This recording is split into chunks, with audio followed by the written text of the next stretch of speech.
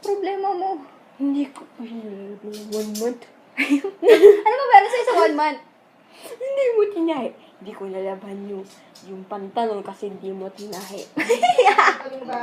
Di ba? Di ba?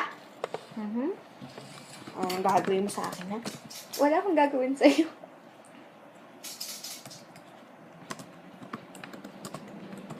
Ano?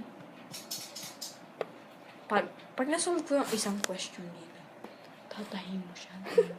Marian, algebra yan. Hindi mo Marunong kaya.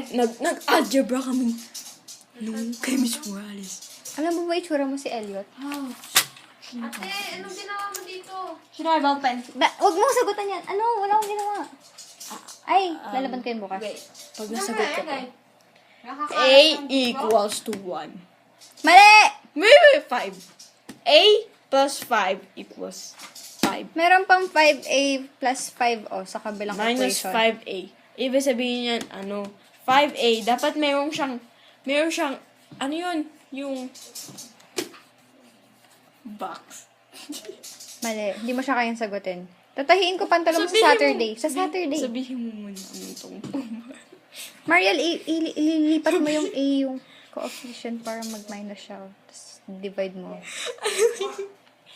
Okay na! Basta, Ano muna yung A? letter, variable, solving for the number. Ayun na, kakain na tayo.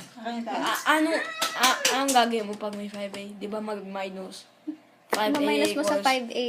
At ano, A. a plus 5? A minus A 5a. plus 5, ano? A minus... Hindi mo pwedeng A plus 5. Ano pa sa akin si Abby, 38 lang. Mariel, grade 5 ka pa lang, di mo pa yun kailangan. Marunong ako sa fraction. Pag nahandle ko yung lahat ng fractions, magaling na ako sa everything. Sige ha, fractions Yun yung sinabi. papasagutan kita ng calculus. Anong calculus? Math yun. Ba't ka tumatawa? May papatawa ba ako? Nakaka-disturb to sa class.